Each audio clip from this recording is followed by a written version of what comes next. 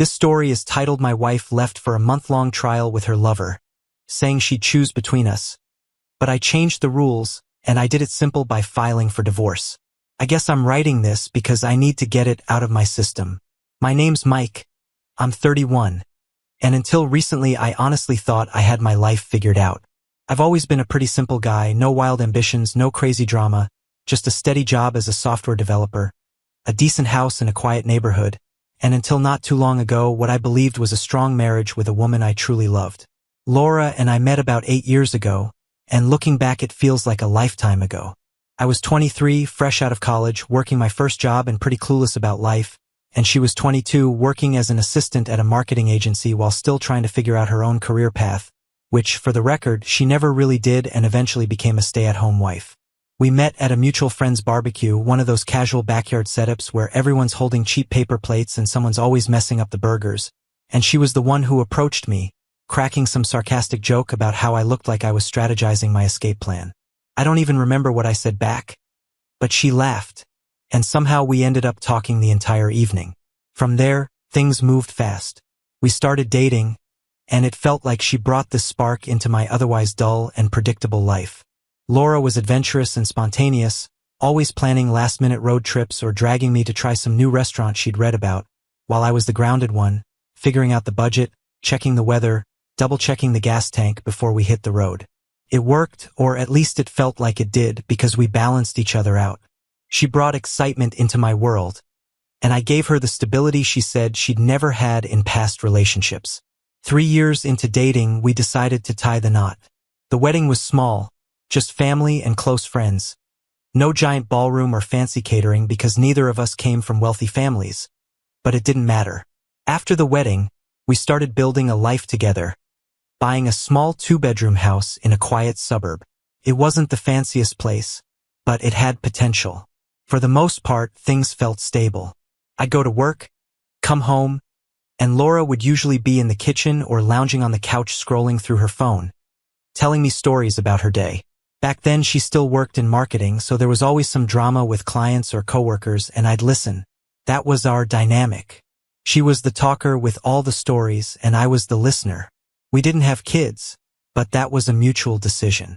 Laura wasn't in a rush, and honestly neither was I. We both wanted to wait until we were more financially secure and truly ready for that next big step, and it felt like we were on the same page about most things. Looking back, though, I wonder if I got too comfortable. It's easy to fall into routines when life feels steady. I'd wake up, go to work, come home, and repeat. We had our date nights, usually dinner at one of our favorite spots or a movie, but somewhere along the way I stopped noticing the little things, like how Laura seemed to thrive on attention. It wasn't a bad thing, at least not at first. She's the kind of person who lights up a room and people naturally gravitate toward her, and I think I started taking that for granted, assuming her energy and warmth were just permanent parts of our life together. At the time, I wasn't worried. I thought we were solid. Sure, we argued now and then, what couple doesn't, mostly over stupid things like me forgetting to take the trash out or her leaving her shoes all over the house. Nothing major. But relationships can look perfectly fine on the surface while cracks are quietly forming underneath. And if you're not paying attention, those cracks can spread until the whole foundation starts to crumble. I didn't see it coming, not then anyway. I thought we were building something strong, something that would last, but sometimes life has a way of showing you just how wrong you are. 2 years ago, our lives got a new character, Jake. Jake moved in next door after the old neighbors, an older couple, downsized and moved to Florida. He was about 28 at the time, younger than most of the people in the neighborhood, a personal trainer, fit, confident, and honestly a little too good-looking for his own good. He had the kind of physique that made people double-take, like he'd just stepped out of an action movie. From the second he moved in, Jake was hard not to notice, not just because of how he looked, but because he was always outside doing something, washing his car, mowing the lawn, setting up a pull-up bar in his yard. There was always a reason for him to be shirtless. It didn't take long for him to become the talk of the neighborhood. Laura noticed him right away. How could she not? The first time we officially met Jake was when he came over to introduce himself while we were in the yard one Saturday morning. He was friendly, the kind of guy who could charm anyone. Laura struck up a conversation with him almost instantly, asking where he was from, what he did for work, and how he liked the area. I remember standing there smiling and nodding, barely getting a word in while the two of them chatted like old friends. At the time, I didn't think anything of it. Laura was outgoing. She talked to everyone. She'd be just as chatty with the ma carrier or the guy at the hardware store. It didn't OCC to me that there was anything different about her interest in Jake. But looking back now, I can see the small shifts that started happening after that. It began with the casual conversations. Whenever Jake was outside, Laura would find a reason to be outside too. At first, it was little things, grabbing the mail, watering the plants, taking out the trash. But somehow these quick tasks always turned into 10 or 15-minute chats with Jake. One time I came home from work and found them talking in the driveway. Laura was holding a basket of laundry she'd been taking to the garage, and Jake was leaning casually against his car, laughing at something she said. When I walked up, they both turned to me, and Laura acted like it was no big deal.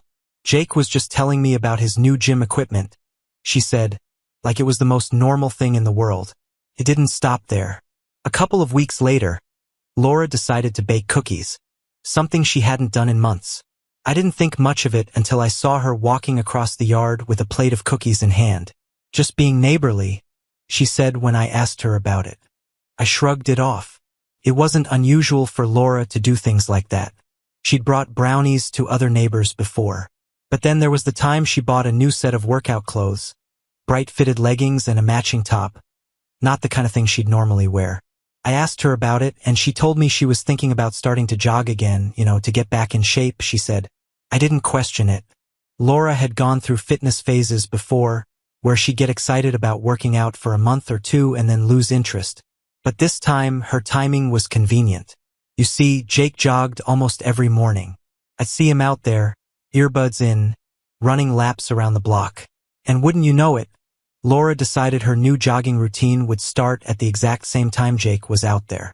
One morning, I caught them chatting on the sidewalk when I was leaving for work. Laura was stretching, and Jake was showing her some kind of technique to avoid shin splints. I didn't say anything, just gave a small wave and drove off, but something about the scene stuck with me. It was around this time that I started noticing Laura's phone habits changing too. She'd always been glued to her phone, scrolling through social media, texting her friends, but now she seemed guarded. There were a couple of times I walked into the room and she'd quickly lock her screen or flip her phone over like she didn't want me to see it. One night, I noticed she was scrolling through Instagram, and when I glanced over, I saw Jake's name at the top of the screen. She quickly swiped past it, but I caught enough to know she was looking at his profile. When I asked her about it, she brushed it off. I was just checking out his fitness posts, she said. He's got some good workout tips. I wanted to believe her, so I let it go. But the little things kept piling up. Another time, I was working in the garage when I heard laughter coming from the backyard. I stepped out to see Laura and Jake standing near the fence, laughing about something. Laura was holding a glass of iced tea, and Jake was gesturing animatedly as he told some kind of story. When Laura saw me, she waved like nothing was out of the ordinary. Jake was just telling me about this funny thing that happened at his gym, she said later when I asked her about it. It was starting to feel weird. I don't want to sound paranoid, but you can tell when something's off.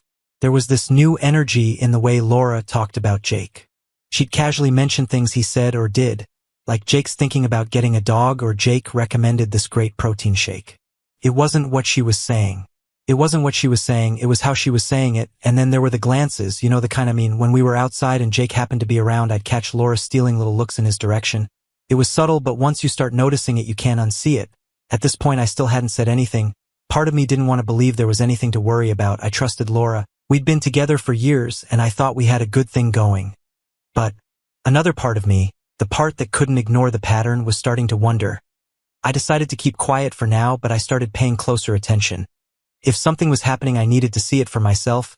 It was a Saturday morning, and I remember it clearly because it started so damn normal. I woke up early like I usually do, made myself a cup of coffee, and sat at the kitchen table scrolling through the news on my phone. Laura was still in bed, which wasn't unusual. She liked her lazy mornings, especially on weekends. The house was quiet, just the sound of the coffee machine humming in the background. And for a moment, I actually felt relaxed. Funny how that works. You think everything's fine because you have no idea what's coming. Laura came into the kitchen about an hour later.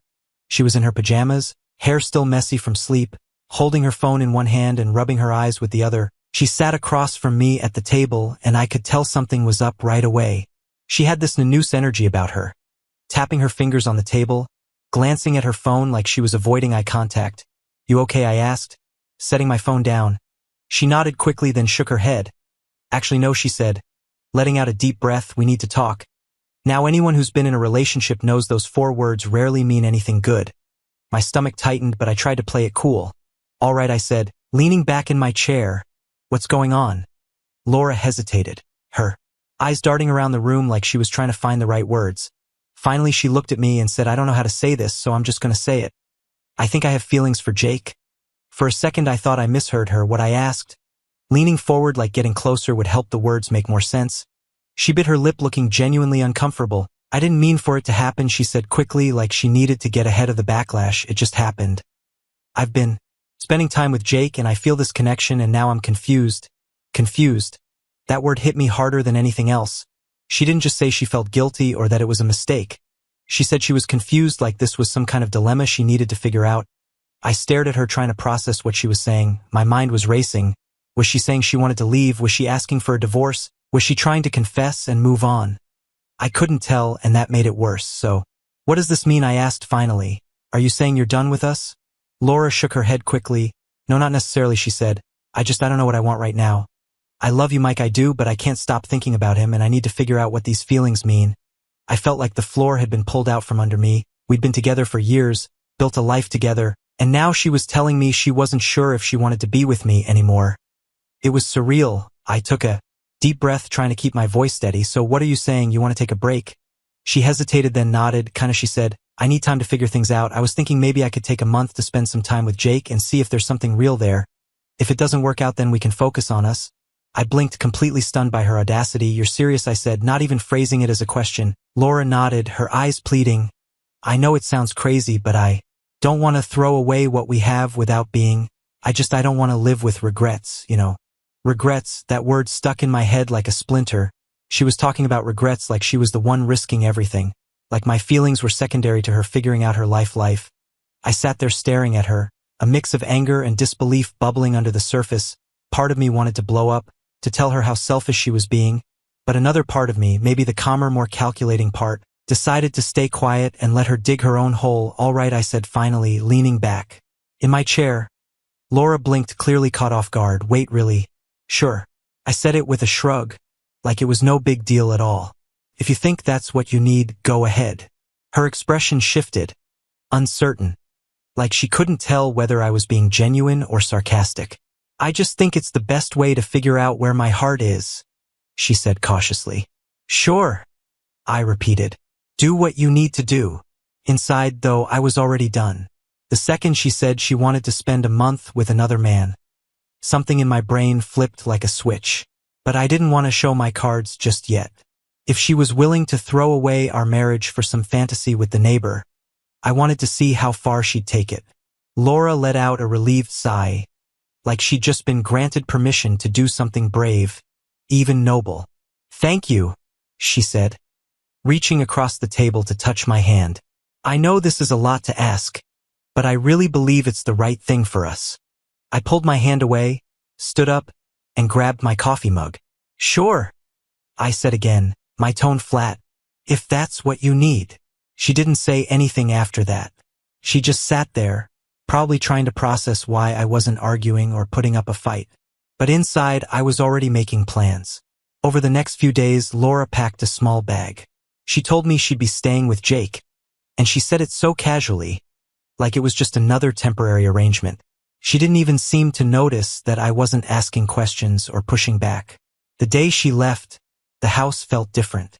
Not empty exactly, just quieter, like someone had turned the volume down on my life. I stood in the living room after she walked out, her duffel bag slung over her shoulder, and stared at the door long after it closed. I thought I'd feel angry or heartbroken, but what I felt instead was a strange calm, like the weight of pretending everything was okay had finally lifted. I walked into the kitchen, poured myself a glass of water, and stood there trying to process what had just happened. My wife, someone I'd been with for years, Someone I thought I'd grow old with had left to figure things out with the guy next door. If it weren't my life, I would have thought it was some ridiculous TV drama. The first few days were strange.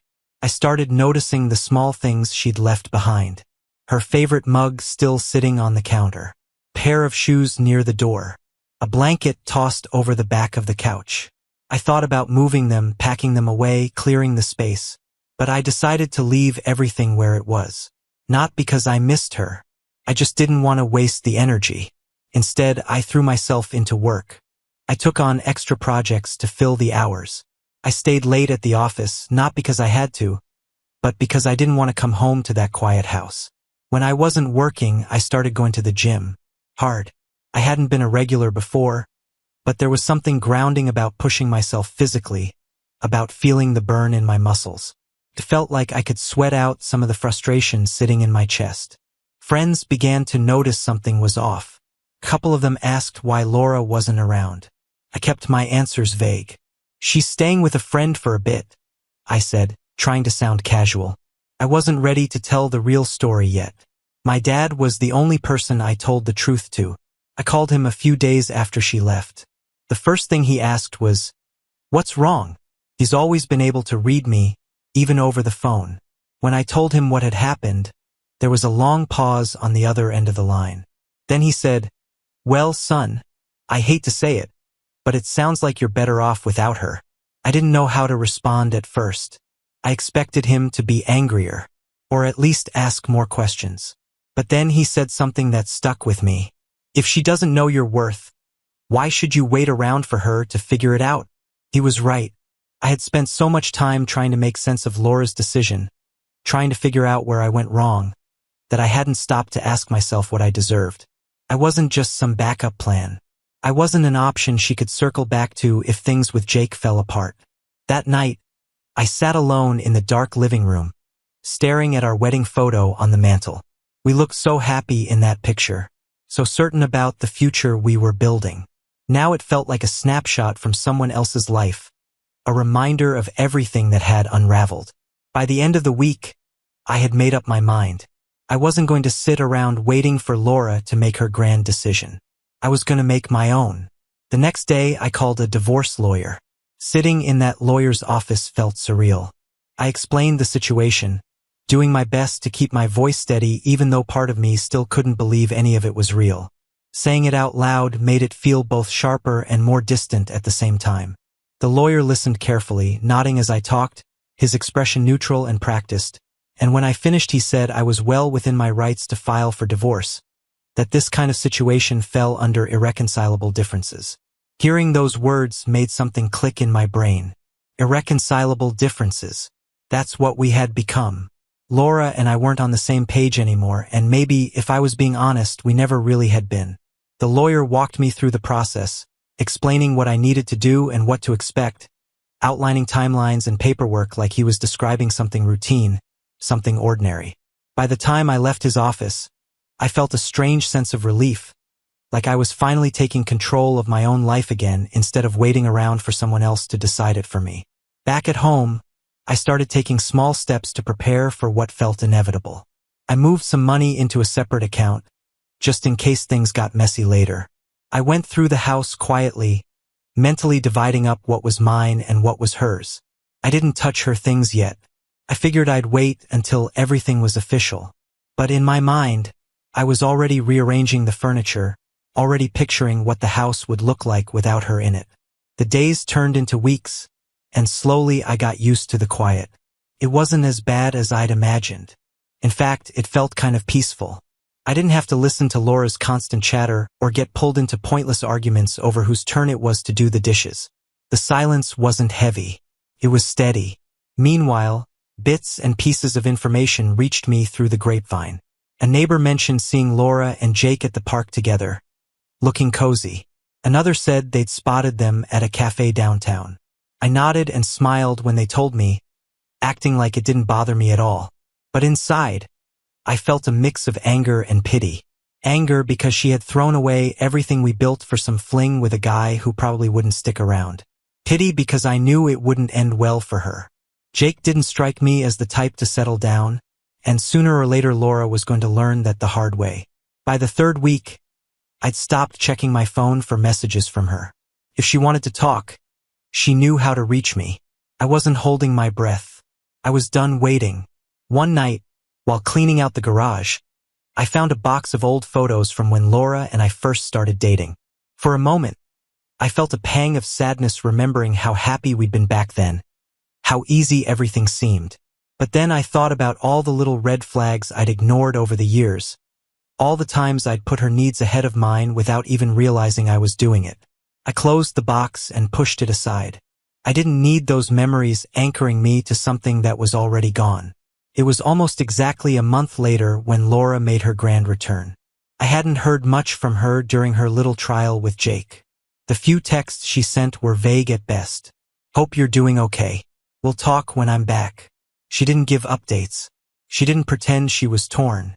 It felt like she had already placed me neatly in the Plan B category. By that point, I had stopped caring. I wasn't waiting by the door for her to come to her senses. I wasn't pacing the house imagining what she and Jake were doing. I had filed for divorce, and my lawyer was already drafting the paperwork. As far as I was concerned, the marriage was over. But I hadn't told her yet. Not yet. When she walked through the door, it was like nothing had changed for her. She had her bag slung over her shoulder, hair perfectly styled, wearing this confident expression like she had just come back from a vacation and expected me to roll out the red carpet. "Hey," she said, setting her bag down by the door. "I'm back." I was sitting on the couch flipping through channels and barely looked up. "Welcome back," I replied, keeping my tone neutral. She paused, clearly waiting for something more. When I didn't jump up or ask how it went, she walked over and sat on the arm of the couch. "We should talk," she said softly, carefully. I muted the TV and turned to face her. "All right," I said, crossing my arms. "Talk." Laura smiled, that familiar smile she used whenever she was trying to smooth things over. "I've done a lot of thinking," she began, "and I've realized some things about myself, about us, about what I want." I nodded, waiting. She took a deep breath like she was about to deliver some heartfelt revelation. "I care about you, Mike. I really do. And I think we can work through this. I think we can rebuild what we have." Rebuild. She said it like it was as simple as fixing a leaky faucet. I didn't respond. I just looked at her and let the silence stretch between us. She seemed slightly thrown off by my lack of reaction, but she pressed on. "Jake's a great guy," she said, and I had to bite my tongue to keep from laughing at how casually she said it. "She brought him up," she said, "but I realized he's not what I need. He's fun, sure, but he's immature. He doesn't have the stability that you have, and I think I was just caught up in the excitement of it all." There it was, her big revelation. She tried out the shiny new toy and decided she liked the old one better. "Uh-huh," I said, my voice calm. Laura blinked like she was expecting something bigger, some emotional reaction. "I know I've hurt you," she said, reaching out to touch my arm, "but I really believe we can get past this. We've been through so much together, Mike. We have history. That's not something you just throw away." I let her finish. I let her spill every carefully rehearsed line about love and forgiveness and starting fresh. Then, when she finally ran out of words, I stood up and walked to the kitchen counter. I opened a drawer, pulled out the stack of divorce papers my lawyer had sent over, and set them on the table in front of her. "What's this?" she asked, her smile faltering. "Divorce papers," I said simply. Her face went pale. "You're kidding," she said, letting out a nervous laugh.